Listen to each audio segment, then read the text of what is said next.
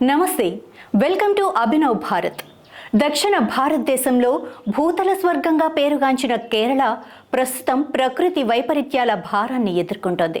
దశాబ్దాలుగా పర్యాటకులను ఆకర్షిస్తున్న మున్నార్, వాయనాడ్, కోవలం, వర్కాల వంటి ప్రాంతాలు గత కొన్నేళ్లుగా వర్షాలు, వరదలు, ప్రకృతి వైపరీత్యాల కారణంగా తీవ్రంగా దెబ్బతింటున్నాయి.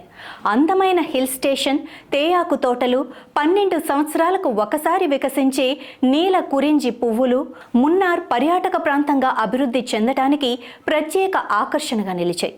దాదాపు ఒక శతాబ్దం పాటు పర్యాటకులకు ఇష్టమైన బీచ్గా కోవలం అంతర్జాతీయంగా గుర్తింపు పొందింది. మరోవైపు తెక్కడి పేరు వింటే మదిలో సుగంధ ద్రవ్యాలు గుబాళిస్తాయి. మనోహరమైన వాతావరణం, అందమైన లోయలు, ప్రపంచంలోని అత్యుత్తమ పర్యాటక ప్రదేశాల్లో ఒకటిగా ప్రసిద్ధి చెందిన కేరళ ప్రస్తుతం ప్రకృతి వైపరీత్యాలతో అల్లాడుతోంది. వాయనాడ్ జిల్లాలో సంభవించిన వరదల వల్ల కొండచర్యలు విరిగిపడటంతో వందల మంది ప్రాణాలు కోల్పోయారు. కొంతమంది ఆచూకీ తెలియకుండా పోయింది. ఇళ్లు ధ్వంసమయ్యాయి. శిథిలాల కింద చిక్కుకున్న వారి కోసం అన్వేషణ కొనసాగుతుంది. కేరళలో జరిగిన ఈ విధ్వంసం గత కొన్నేళ్ల కిందటి గాయాలను మరోసారి గుర్తు చేసింది. కేరళ ఇంతకుముందు ఎన్నోసార్లు ఇలాంటి విపత్తులను ఎదుర్కొంది. వాటి నుంచి ఎన్నోసార్లు తేరుకున్నప్పటికీ ఆనవాళ్లు మాత్రం అలాగే మిగిలిపోతున్నాయి. 2018లో అత్యంత వినాశకరమైన వరదలను ఎదుర్కొంది. ఇందులో 480 మందికి పైగా మరణించగా కేంద్ర ప్రభుత్వం కూడా దీన్ని తీవ్ర ప్రకృతి విపత్తుగా ప్రకటించింది. ఈ వరదల వల్ల 14.5 లక్షల మంది సహాయక శిబిరాల్లో ఉండటమే కాకుండా 55,000 హెక్టార్లకు పైగా వ్యవసాయ పంటలు నాశనమయ్యాయి.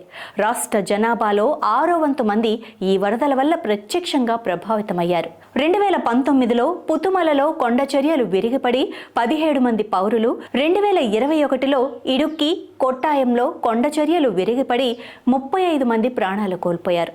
2021 సంవత్సరంలో కేరళలో భారీ వర్షాలు, వరదల కారణంగా సుమారు 53 మంది మరణించారు. ఆగస్టు 2022లో కొండచర్యలు విరిగిపడటం, వరదల కారణంగా 18 మంది ప్రాణాలు కోల్పోయారు. 2015-2022 మధ్య దేశం మొత్తంలో 3,782 కొండచర్యలు విరిగిపడ్డాయి. వాటిలో అత్యధికంగా 2,239 కొండచర్యలు కేరళలోనే నమోదయ్యాయి.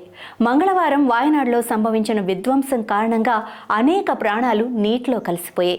ఆర్మీ, ఎన్డీఆర్ఎఫ్, పోలీసులు రక్షించిన వారిని సహాయ శిబిరాలకు తరలించారు. ఇండియన్ కోస్ట్ గార్డు బృందం కూడా ప్రభావిత ప్రాంతాల్లో రెస్క్యూ, రిలీఫ్ ఆపరేషన్లలో నిమగ్నమైంది.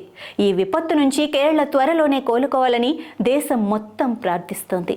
నాయకులారా, మీ పనితనం మీ అధినాయకులకు తెలియజేయాలనుకుంటున్నారు. ప్రజలారా, మీ సమస్యలను మీ నాయకులకు తెలియజేయాలనుకుంటున్నారు. ప్రజా సమస్యల పరిష్కార వేదిక మీ అభినవ్ భారత్.